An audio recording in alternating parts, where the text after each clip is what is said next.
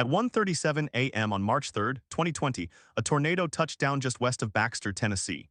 It was a Tuesday morning deep in the night, and most people in Putnam County were asleep. The National Weather Service in Nashville had issued a tornado warning for the area at 1:22 a.m., 15 minutes earlier. That warning was based on radar data showing strong rotation in a severe thunderstorm moving east-northeast across the region.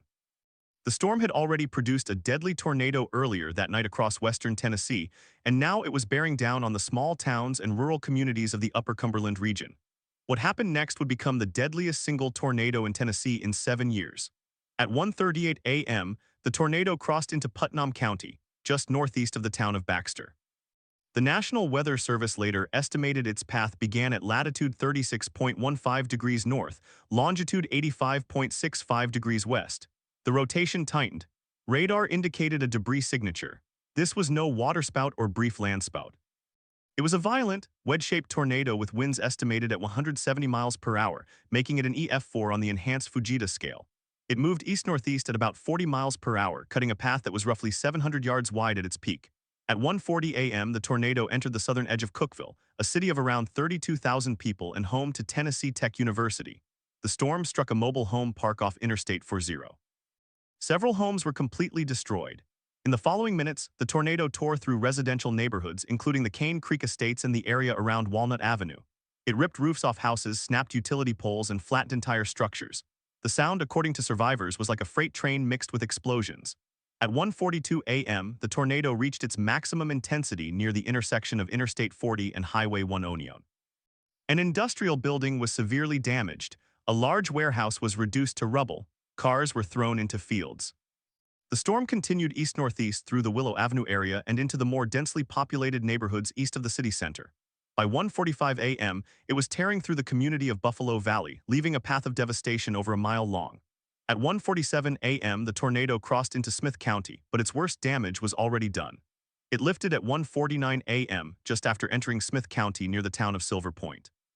In total, the tornado was on the ground for approximately 12 minutes.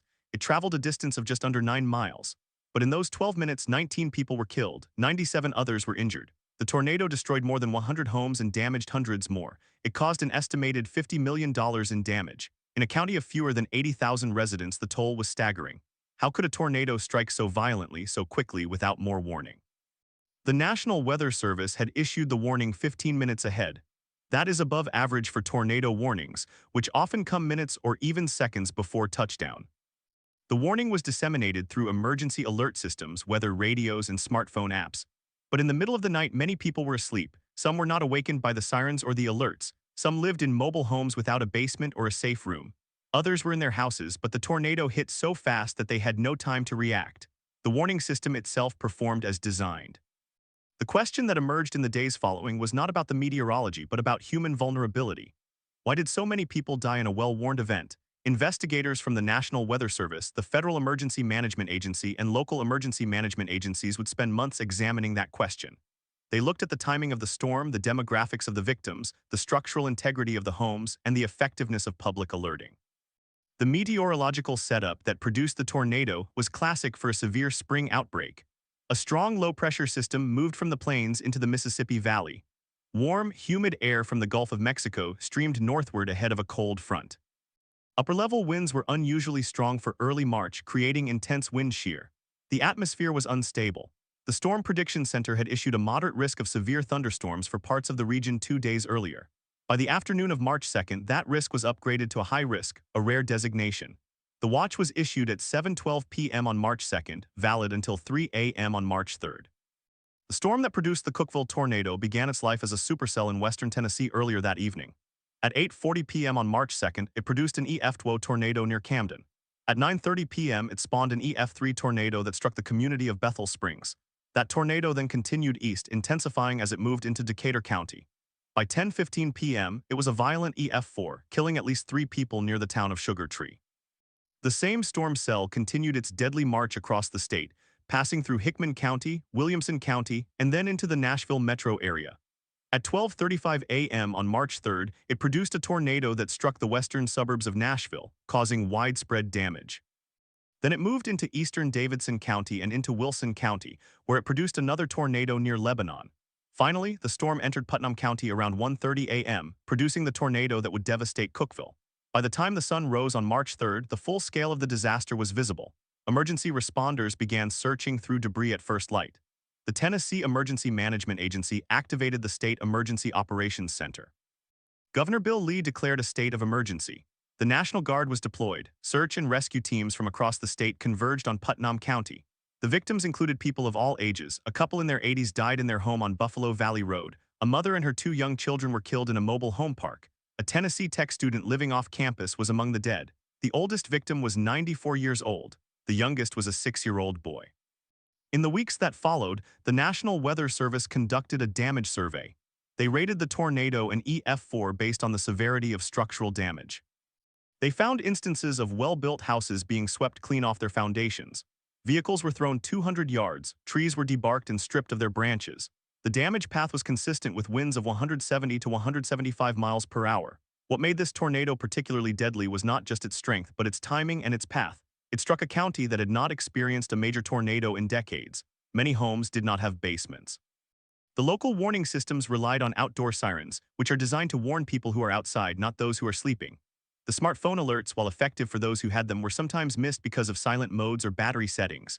Whether radios in many homes were not programmed correctly or were not present, the response from local emergency management was swift, but the number of fatalities raised difficult questions. Why did so many people die inside their own homes? How many of them had heard the warning but did not act? How many never heard it at all? These questions are not unique to Cookeville. They are questions that every community that lies in the path of a tornado must confront. In the aftermath, federal and state agencies conducted a review of the warning system. They found that while the warning itself was timely and accurate, the public's ability to receive and respond to it was inconsistent. The tornado siren system in Putnam County was designed to cover the city of Cookeville and its immediate surroundings, but several of the affected neighborhoods were outside the siren coverage area. Even within the coverage area, sirens are less effective at penetrating walls and windows in well-insulated homes. The National Weather Service also noted that the tornado occurred during a period of atmospheric reintensification, making its precise track difficult to predict until the rotation became well-organized on radar. Still, the warning was issued with 13 minutes of lead time. That is a significant amount of time in meteorological terms. The problem was not the prediction. The problem was the protection. The human consequences were measured not just in lives lost, but in homes destroyed, in businesses ruined, in a community forever changed. Cookeville is a tight-knit city, proud of its small-town feel and its resilience. In the days after the tornado, volunteers arrived by the hundreds, churches opened their doors, donations poured in, the Red Cross set up shelters, neighbors helped strangers sift through the wreckage. The recovery effort was remarkable in its speed and generosity. But for the families of the 19 people who died, the tornado remains a moment frozen in time. For them, it is the sound of the wind, the rush of air, the scream of a loved one, the silence that follows. It is the sight of everything they own scattered across a field. It is the question that never really goes away. Why them? Why that night? The Cookeville tornado of 2020 is not just a weather event. It is a case study in risk, warning, and vulnerability. It is a reminder that even in an age of advanced radar and instant communication, nature can still overwhelm human preparation. It is a story about what happens when a warning is issued but not heard, when a community is ready but not protected, when a storm arrives at the worst possible hour. In the minutes before the tornado touched down, the people of Putnam County had no way of knowing what was coming. They could not see the rotation in the dark. They could not feel the pressure drop. They only had the alert on their phone or the siren outside or the bark of a dog. Some of them acted, some of them survived, some of them did not. The investigation into the disaster would go on for months. The National Weather Service would release its final report on March 17, 2020. The state would allocate funds for recovery. Memorials would be built. But the story of that night is not only about the weather. It is about the gap between detection and protection, between warning and response, between the time a tornado is identified and the time it arrives. What did the system miss? What could have been done differently? These are the questions that investigators set out to answer. They pored over radar data, talked to survivors, and analyzed the debris. They looked at the construction of the destroyed homes. They examined the timestamps on each 911 call. They tried to reconstruct minute by minute what happened inside the storm and inside the minds of those who faced it.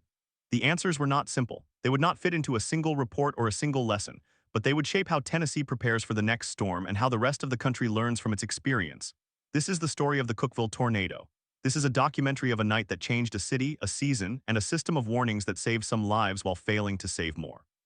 The timeline begins at 1:37 a.m. on March 3, 2020, with a tornado touching down in the dark and with a community that had no choice but to face it. At 1:37 a.m. on March 3, 2020, the tornado touched down in Putnam County. The National Weather Service radar showed a debris signature almost immediately. The storm had already been on the ground for more than 5 hours. It had crossed the entire width of Tennessee. Now, in the darkness of the early morning, it entered a community that was largely asleep. The tornado moved east-northeast at a forward speed of approximately 55 miles per hour. That meant the entire path through Putnam County would last only a few minutes, but those minutes were catastrophic. The first structures struck were homes along Buffalo Valley Road. The tornado passed directly over a cluster of houses just west of the city of Cookeville. Within seconds, the homes were flattened. The debris field spread across fields and into trees. Cars were tossed into ditches. A church was reduced to rubble. At 1:38 a.m., the tornado crossed Highway 109. The rotation was tight and intense. Survey teams later determined the damage width was about 800 yards at its widest point. The core of the tornado, where winds exceeded 170 miles per hour, was approximately 200 yards across. That narrow but violent core is what caused the worst destruction. At 1:39 a.m., the tornado entered a residential subdivision called White Plains. This neighborhood was a mix of single-family homes, many of them two-story. Some had brick facades, none had basements. The tornado removed the roofs from nearly every house. It collapsed exterior walls. It threw debris into the air that would fall miles away. In White Plains, the death toll was the highest. 7 people died in that subdivision alone. Among them were a married couple in their 60s, a mother and her college-age daughter, and a man who had moved to Cookeville just months earlier for a new job. At 1:40 a.m., the tornado crossed Interstate 40. The highway was nearly empty at that hour. A few truck drivers reported seeing the funnel cloud cross the interstate, illuminated by lightning. One driver later said he thought he saw a house fly across the road in front of him. The tornado then struck the Willow Avenue corridor, where it damaged several businesses and apartment complexes. A gas station convenience store was completely destroyed. A car wash was ripped from its foundation. A hotel lost its roof and upper floors. Guests who survived described a sound like a freight train followed by the suction of air pulling them toward broken windows. At 1:41 a.m., the tornado reached its maximum intensity in the area around Gainesboro Grade. This was a rural stretch with scattered homes and farmland. Here, a 2-story brick house was swept completely off its foundation. Only the concrete slab remained. The family inside had no warning. They later said they did not hear the sirens because they lived outside the coverage area. They survived by huddling in a closet. Their home was gone. At 1:42 a.m., the tornado began to weaken as it moved into more forested terrain east of Cookeville. It lifted briefly near the town of Baxter, then touched down again for another mile before finally dissipating at 1:47 a.m. in total. The tornado was on the ground for approximately 10 minutes in Putnam County. It traveled a path of 12 miles. It was 3 in the morning, and the damage was done. Emergency dispatchers began receiving calls within seconds of the first impact. At 1:38 a.m., a woman called 911 to report that her house had collapsed on top of her. She could not move, she could not see. The dispatcher kept her on the line until first responders arrived. At 1:41 a.m., a man called from a car that had been flipped onto its roof. He was trapped. At 1:43 a.m., a mother called from a home in White Plains. She could not find her children. The dispatcher stayed on the line as she screamed their names into the dark. The first responders arrived on scene within 5 minutes of the tornado lifting.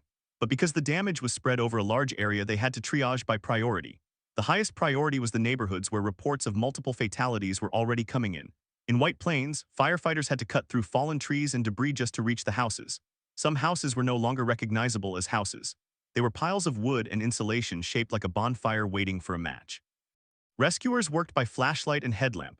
The power was out across most of the county. Streetlights were gone. The only illumination came from emergency vehicles and the occasional lightning strike from the departing storm. The temperature had dropped into the low 40s. Rain continued to fall in intermittent bursts. Volunteers from neighboring fire departments began arriving before 2 a.m. By 3 a.m., more than 200 first responders were on the ground. The Putnam County Sheriff's Office established a command post at the Putnam County Fairgrounds. The County Emergency Management Director activated the Emergency Operations Center. The Cookeville Police Department set up roadblocks to keep sightseers away. The search and rescue operation was methodical. Teams moved street by street, house by house. They listened for voices. They used thermal cameras. They called out into the silence. In some cases, they found survivors buried under debris. In other cases, they found bodies. By 6 a.m., the rescue operation was shifting from search to recovery. The death toll had been confirmed at 12. By 8 a.m., it had risen to 15. By noon, the final count was 18. One more victim would be found later that day, bringing the total to 19. The Putnam County Medical Examiner set up a temporary morgue at the fairgrounds. Families began arriving looking for loved ones. The process of identifying remains was slow and heartbreaking. The human toll was not just about the dead. The tornado injured more than 90 people. Some suffered broken bones, lacerations, and head trauma. Others were treated for smoke inhalation from fires that started after gas lines ruptured. Dozens were displaced. The Red Cross set up shelters at local churches and schools. The Tennessee Department of Human Services provided emergency assistance. The Federal Emergency Management Agency would later declare the tornado a major disaster, opening the door for individual assistance and public aid. But even as the response was underway, investigators were already asking what went wrong. How did 19 people die in a tornado that had been warned 13 minutes in advance? The answer was complex. It involved geography, sociology, and the structure of warning systems that had been designed for a different era. The National Weather Service had issued the tornado warning at 1:24 a.m. That warning covered all of Putnam County and was based on radar-indicated rotation that was clear and strong. The warning triggered alerts through weather radios, smartphone apps, and local broadcast television stations. The Putnam County Emergency Management Agency activated its outdoor siren system. But as the damage survey would later reveal, the siren coverage did not extend to the hardest-hit areas. The White Plains subdivision, where 7 people died, was outside the siren coverage area. The Buffalo Valley Road homes were also outside the coverage. The mobile home park where 4 people died was on the edge of the coverage area, but the sirens were located miles away and the sound did not reach the park. Even within the coverage area, the sirens were not always effective. Indoor sirens are not designed to wake sleeping people. Modern homes with double-pane windows and insulation can reduce the sound of an outdoor siren to a whisper. Some survivors said they never heard the sirens. Others said they heard them but assumed they were testing. In Putnam County, the sirens were tested on the first Saturday of every month at noon. They were not tested at night. People associated the sound with daytime, with drills with routine. At 1:30 a.m., the sound of a siren was unexpected and unfamiliar. The smartphone alerts also had limitations. Many people kept their phones on silent or on vibrate while sleeping. The wireless emergency alert system sends a special tone and vibration that is designed to override silent mode on some phones, but not all. Older phones in certain settings could bypass the alert. Some survivors later reported that they never received the warning on their phones. Others received it but dismissed it as a routine weather alert.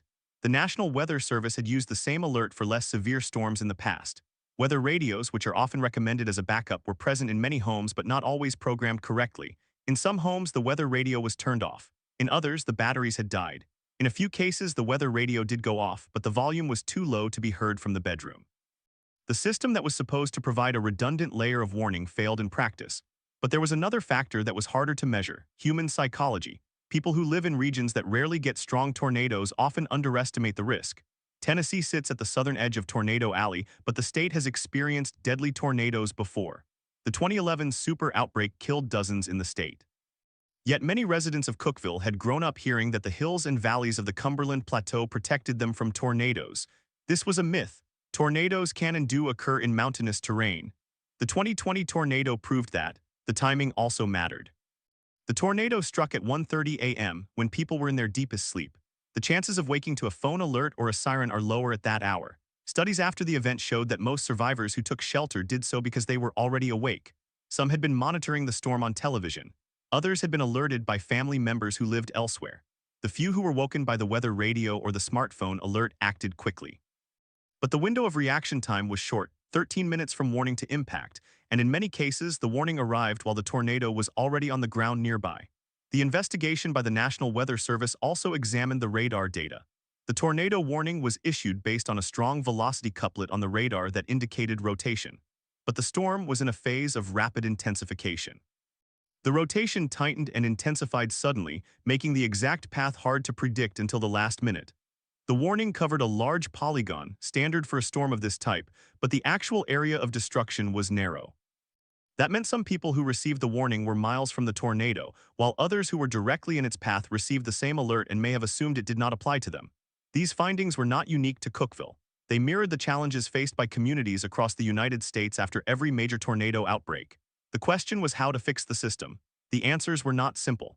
Improving siren coverage would require significant funding. Encouraging more people to buy weather radios required public education campaigns. Making smartphone alerts more effective required cooperation from device manufacturers. And changing human behavior required a cultural shift that could take years. But Cookeville became a laboratory for change. In the year after the tornado, the state of Tennessee allocated funds to upgrade siren systems across rural counties. Putnam County received grants to add new sirens in the areas that were previously uncovered. The county also implemented a new policy. Sirens would now be tested at night on a quarterly basis, so residents would know what the sound meant in the dark. The National Weather Service worked with local emergency managers to refine warning polygons. The goal was to make warnings more specific and less likely to be ignored. The human cost could not be undone. The families of the 19 victims continued to grieve. Memorial services were held. A permanent memorial was planned for the site of the worst damage. The community held a candlelight vigil on the one-year anniversary. The names of the victims were read aloud, each one a life, a story, a connection to the town. In the years that followed, Cookeville rebuilt. New houses replaced the old ones, the scars on the landscape healed, but the memory of that night remained. Residents who survived now kept weather radios in their bedrooms. They programmed their phones to override silent mode during severe weather. They paid attention to the sky. They knew that a place that had never seen an EF4 tornado could see one again. The Cookeville tornado of 2020 is a story about a community that faced an impossible night. It is also a story about the systems that are supposed to protect us. The warnings were issued. The technology worked. The people did not receive them in time. The gap between detection and response was not closed. That gap remains even after every investigation and every upgrade. As the sun set on March 3, 2020, the work was just beginning. The search was over. The recovery had started. The questions would not be answered for months. Some of them would never be fully answered. But in the quiet aftermath, one thing was clear: Cookeville had been changed forever. The tornado had stripped away more than just houses. It had stripped away any illusion that nature's timing could be controlled or predicted with certainty. What was left was a community determined to survive, to learn, and to warn the next generation. That determination was tested immediately. The search and rescue operations continued through the daylight hours on March 4th. Volunteers from across the region arrived with chainsaws, heavy equipment, and food. The Red Cross set up a shelter at the Cookeville First Baptist Church. The National Guard was deployed to assist with security and debris removal, but the scale of the destruction made the work slow. Every home had to be checked, sometimes twice. Twisted metal and splintered wood made it dangerous to walk through the neighborhoods without protective gear. Dogs trained in cadaver detection were brought in to search for any victims still unaccounted for. By the end of the day, the death toll had risen to 18. A final victim would be discovered the next morning. The search teams worked street by street. On West End Avenue, a row of apartment buildings had been reduced to piles of rubble. One building was completely gone. Only the foundation remained. The cars parked outside were thrown into a nearby field. The search team found a woman who had been trapped under a collapsed wall. She had been holding her 2 children. The children survived, she did not. Stories like that repeated across the damaged path. At the Tennessee Tech University campus, the dormitory complex known as Burgundy Place was heavily damaged. Students who had been studying for midterms were thrown from their beds. One student, a 19-year-old sophomore, was killed when a tree crashed through the window. The university canceled classes for the week. Counselors were brought in to help the students process what they had experienced. Many of them had never seen a tornado before. Some had grown up in states where tornadoes were common, but they never expected one to hit a college dormitory at night. The National Weather Service survey team arrived on March 4th. They began walking the damage path from the touchdown point near the Putnam-Overton County line. The first damage they saw was minor: trees snapped, shingles missing. But as they moved northeast, the damage intensified. They found a house that had been swept clean off its foundation. The concrete slab was bare. The walls and roof were gone. The car that had been parked in the driveway was wrapped around a tree 100 yards away. That house was rated EF3. Further along, they found a neighborhood where every house had been leveled. Some homes were reduced to a pile of debris no higher than a foot. The survey team noted that the debris was scattered in a pattern consistent with winds exceeding 170 miles per hour. That section was rated EF4. The survey team mapped a path of destruction that was 8.4 miles long and 400 yards wide. The maximum width was 800 yards. The storm had traveled through a heavily forested area, and the survey team found trees that had been debarked, stripped of all branches, and twisted into patterns that indicated intense rotational winds. The damage was consistent with a tornado that had reached peak intensity just before it entered the most densely populated areas of Cookeville. But the survey team also found something unusual. The tornado had skipped. In some areas, the damage was light and then suddenly became severe again. This is not uncommon for tornadoes, especially those that form in a cyclic supercell. The tornado may lift and then touch down again, but in Cookeville, the skipping pattern may have contributed to the confusion. Some residents who saw no damage in their immediate area assumed the storm had missed them. They did not take shelter. Then the tornado touched down again a few hundred yards away.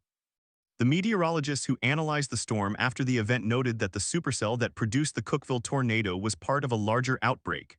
Across Tennessee, there were multiple tornadoes that night. One tornado touched down in the Nashville metropolitan area, causing significant damage. Another tornado struck the town of Baxter, just a few miles from Cookeville. The storm system was moving quickly, and the tornadoes were forming in rapid succession. The National Weather Service in Nashville issued a tornado warning for Putnam County at 1:24 a.m., but by the time that warning was issued, the Cookeville tornado was already on the ground. The lead time was 13 minutes, but for those in the direct path, the warning may have arrived only a few minutes before the tornado hit. The question of why people did not react became the focus of a study conducted by the National Oceanic and Atmospheric Administration. The study, published in 2021, analyzed the Cookeville tornado as a case study in nighttime warning effectiveness. The researchers interviewed survivors, reviewed phone data, and examined weather radio logs. They found that the most common reason people did not take shelter was that they were asleep.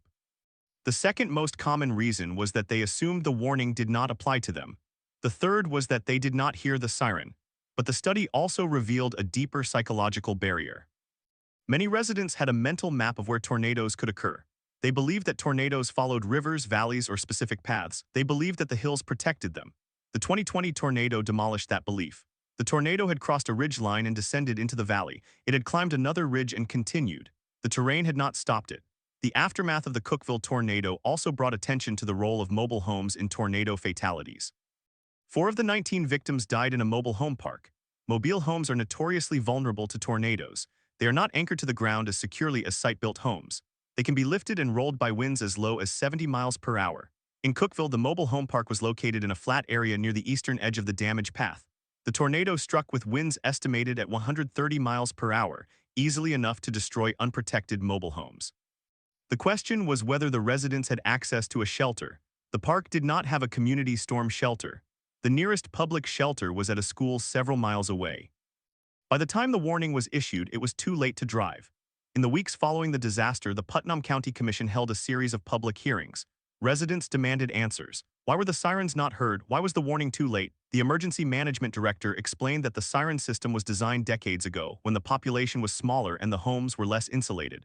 The system had not been upgraded to cover the newer subdivisions. The county had applied for federal grants to expand the siren network, but the funding had not been approved. The hearing became emotional. Some residents accused the county of negligence. Others argued that the county had done its best with limited resources. The state of Tennessee responded by creating a new tornado safety task force. The task force included meteorologists, emergency managers, engineers, and representatives from the National Weather Service. Their goal was to identify gaps in the warning system and recommend changes. The task force released its report in August 2010. The report contained 12 recommendations. Among them, improve siren coverage in rural areas, require that all new mobile home parks be equipped with community storm shelters, standardize the testing of sirens across all counties, and create a public education campaign about nighttime tornadoes. The state legislature passed a bill that allocated $5 million for siren upgrades. Another bill provided grants for storm shelters in mobile home parks.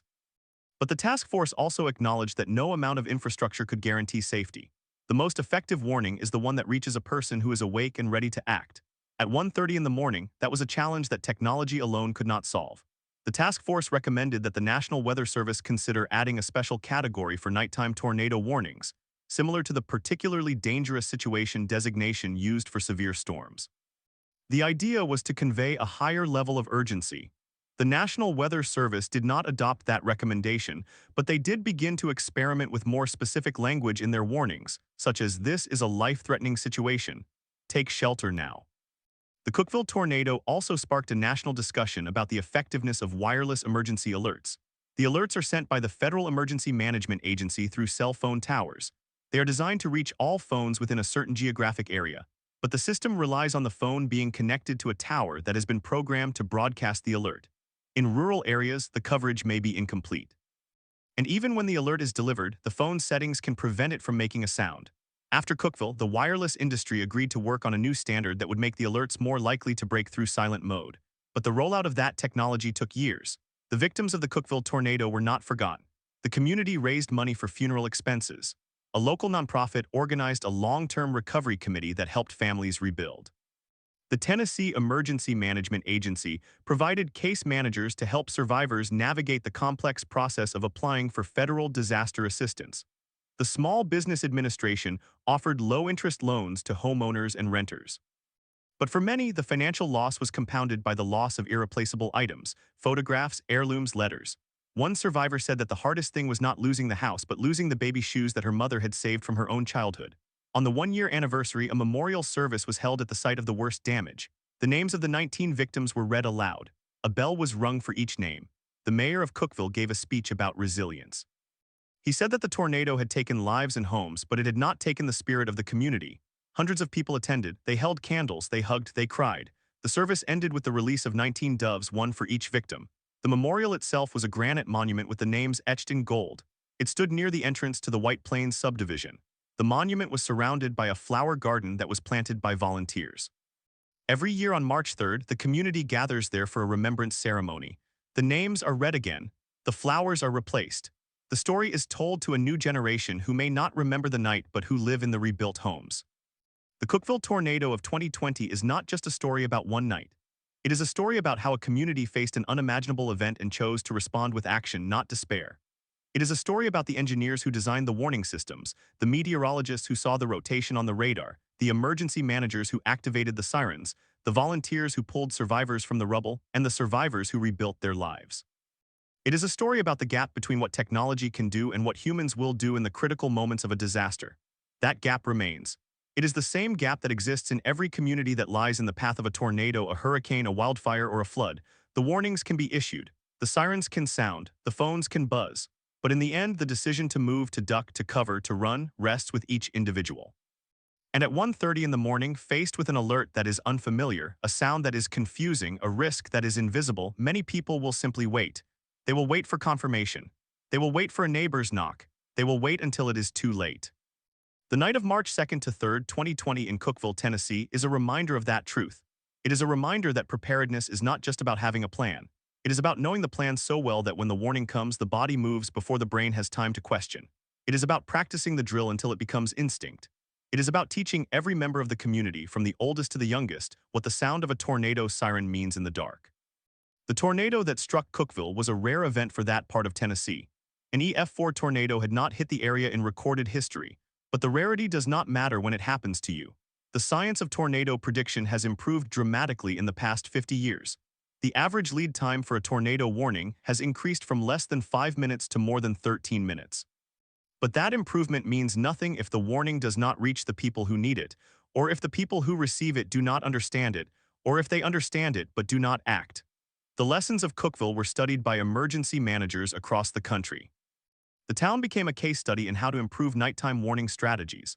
Other communities adopted similar approaches, ensuring that weather radios are available in public housing, offering free weather radios to low-income families, conducting nighttime siren tests, and using social media to reinforce the message. The National Weather Service began issuing more frequent and more specific statements about nighttime tornado risks, but the fundamental challenge remains. In the years following the tornado, Cookeville continued to grow. New homes were built, some with safe rooms. The university expanded its emergency notification system. The county purchased new sirens that were louder and more directional. The Emergency Management Agency created a smartphone app that would send alerts directly to users' phones, bypassing the limitations of the wireless emergency alert system. The app was downloaded by thousands of residents, but not everyone used it. Not everyone even knew about it. The tornado also changed the way that meteorologists communicated risk.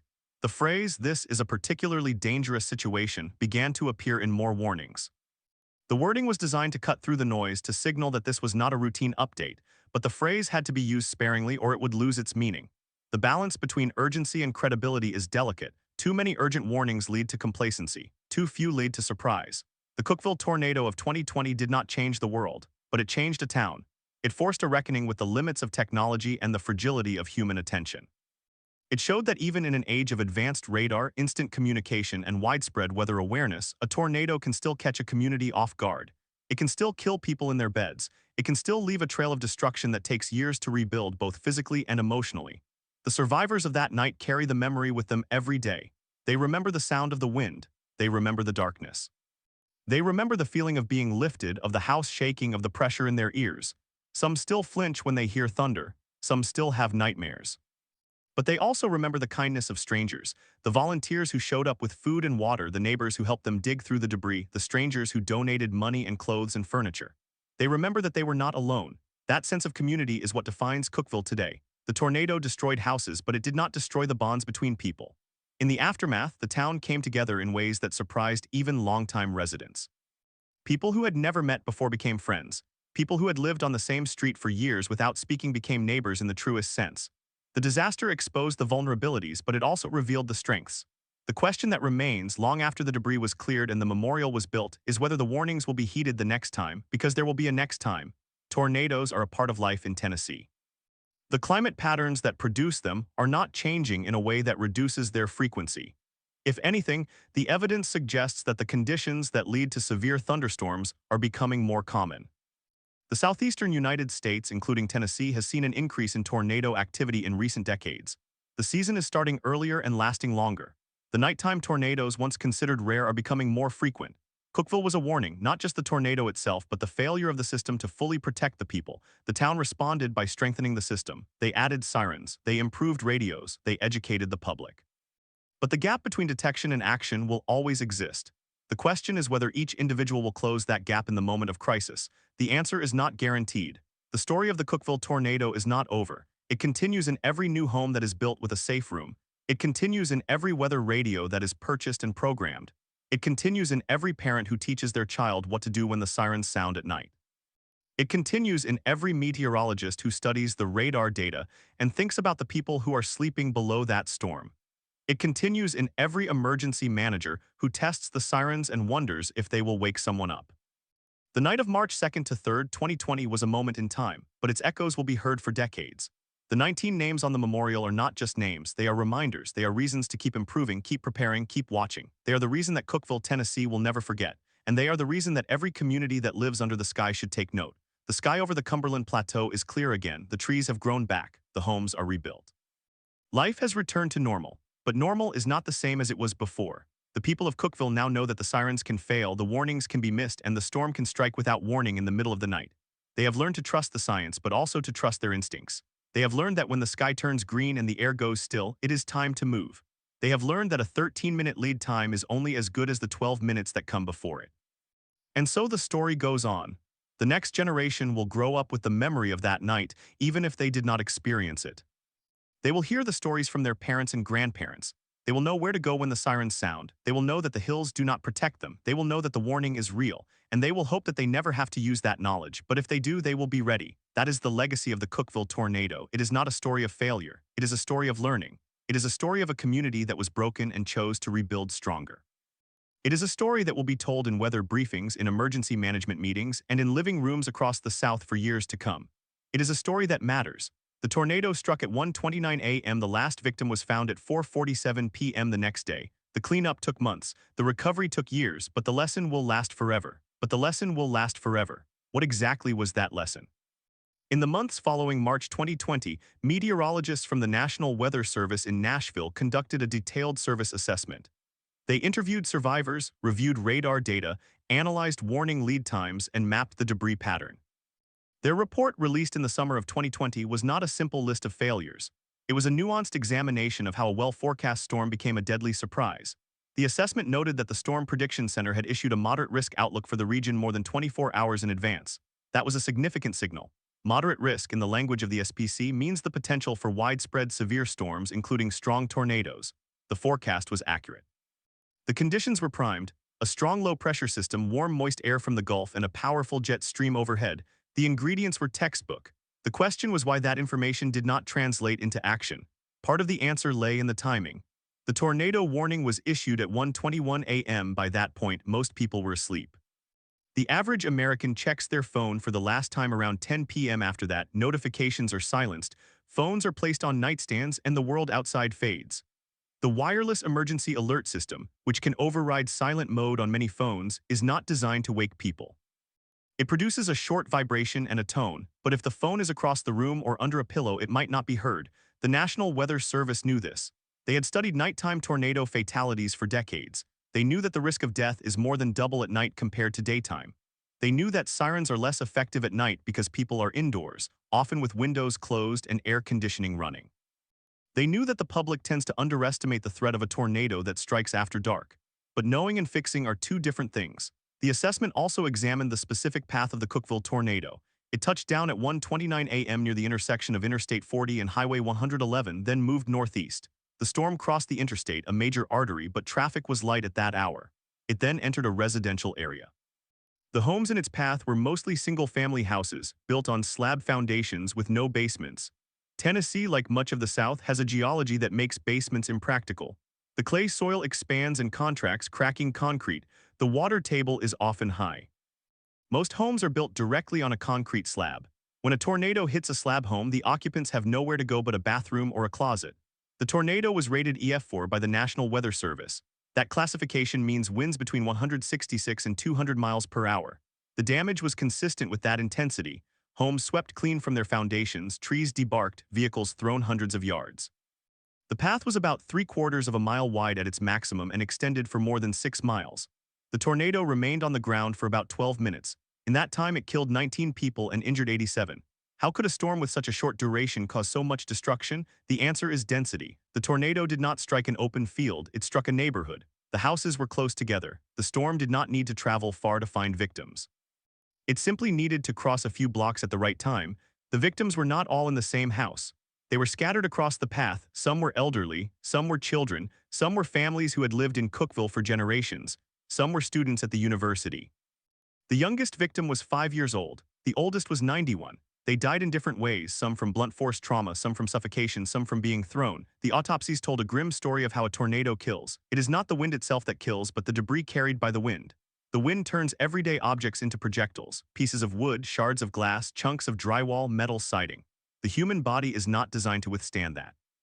The official death toll was 19, but that number does not capture the secondary losses. The injuries, the trauma, the displacement. In the weeks after the tornado, the number of people seeking mental health counseling in Putnam County increased sharply. The county health department reported a twofold rise in anxiety and depression diagnoses. The tornado had not only destroyed homes, it had destroyed a sense of safety. People who had lived their entire lives in Cookeville suddenly felt vulnerable in their own bedrooms. The recovery operation was massive. The Tennessee Emergency Management Agency coordinated with FEMA, the Red Cross, and local volunteer organizations. Over 1,000 personnel were deployed to the area in the first week. Search and rescue teams went through every damaged structure, sometimes multiple times, to ensure no one was trapped. They used dogs, thermal imaging cameras, and listening devices. They worked in 12-hour shifts, often in the rain. The debris removal took months. The total weight of debris was estimated at over 100,000 tons. It was taken to a temporary landfill site where it was sorted and processed. Metal was recycled, wood was chipped. Concrete was crushed and used as fill. The process was methodical, but it was also emotional. Each pile of rubble represented a home, a life, a memory. In the years since, the community has rebuilt. New subdivisions have been constructed in the same areas but with stronger building codes. The county now requires that all new homes be built with a continuous load path, meaning the roof is anchored to the walls and the walls are anchored to the foundation. That is a simple engineering concept, but it makes a significant difference in a tornado. Homes built with continuous load paths are more likely to stay intact, even in high winds. They are less likely to collapse onto the occupants. The county also funded the installation of community safe rooms in several public buildings, including schools and fire stations. These safe rooms are designed to withstand an EF5 tornado. They are concrete bunkers with steel doors, ventilation, and emergency lighting.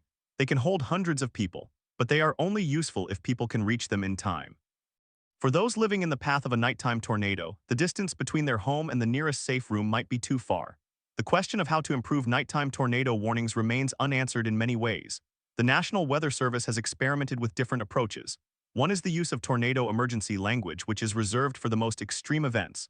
Another is the use of specific impact statements, like "this is a life-threatening situation." But these phrases can lose their power if overused. The public becomes desensitized. Another approach is the use of the emergency alert system on television and radio.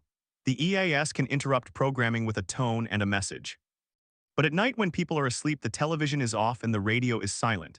The EAS is only effective if the device is on. The wireless emergency alert system has been improved since 2010. Carriers now allow alerts to override the Do Not Disturb setting on phones, but only for the highest level of alerts.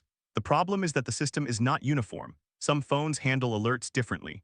Some users have disabled the feature entirely. There is no way to force someone to receive a warning if they have turned off notifications. The Cookeville tornado also highlighted the importance of social media. Many people in the affected area did not receive the warning through official channels, but they saw posts on Facebook or Twitter from friends or local news. The problem was that these posts were not always timely. Some were shared minutes after the tornado had passed. Some were shared by people who were not in the path and did not know how urgent the situation was.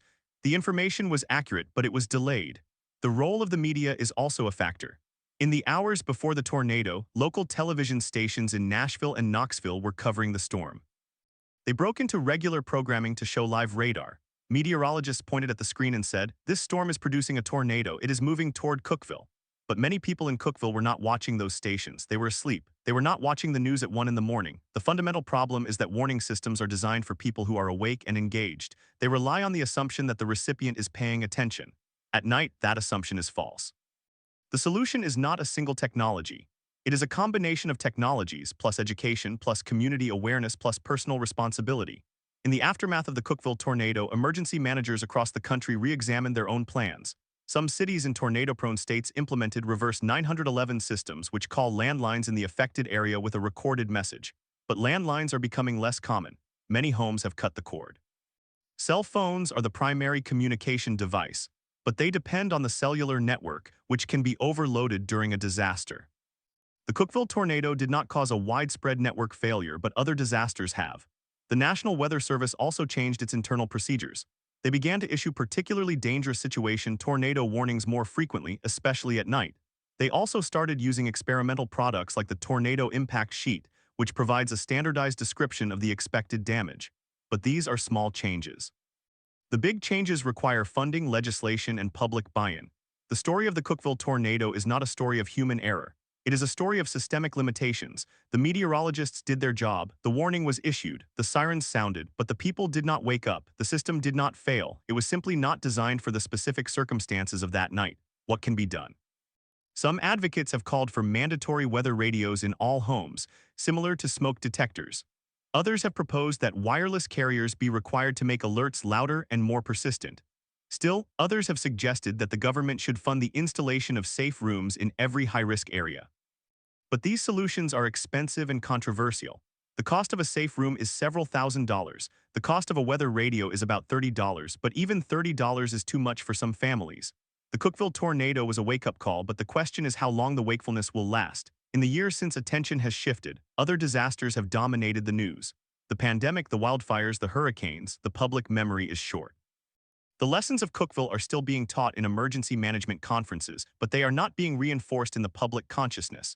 The survivors remember. They remember the sound of the wind. They remember the darkness. They remember the feeling of being lifted. They remember the weight of the debris on top of them. They remember the voices of the rescuers. They remember the silence after the storm. They remember the names of the dead. They remember the faces of the volunteers. The memorial in Cookeville lists the 19 names. It is a simple stone structure with a bench and a plaque. It is located near the site of the worst damage. Every year on March 3rd, a small ceremony is held. People bring flowers, they read the names, they pray, they cry, they hug. The tornado is part of the town's history now. It is taught in schools. It is referenced in local news reports. It is the subject of a documentary produced by the university. It is a story that is told and retold not to frighten but to remind. To remind that nature is indifferent. To remind that preparation is not optional. To remind that the sirens can fail but the community cannot. The Cookeville tornado of March 2020 has become a case study in the broader conversation about disaster resilience. It is a story that will be studied by meteorologists, emergency managers, and sociologists for years to come. It is a story that raises uncomfortable questions about equity, access, and the limits of technology. It is a story that matters, and so the lesson continues. It continues in the weather radios that are given out at community events. It continues in the safe rooms that are built in new schools. It continues in the drills that are conducted in the middle of the night. It continues in the faces of the children who were too young to remember the storm, but who will grow up knowing that the hills do not protect them. They will know that the warning is real. They will know to move. They will know to survive. The tornado struck at 1:29 a.m. The last victim was found at 4:47 p.m. the next day. The cleanup took months. The recovery took years, but the lesson will last forever. And that is the only guarantee.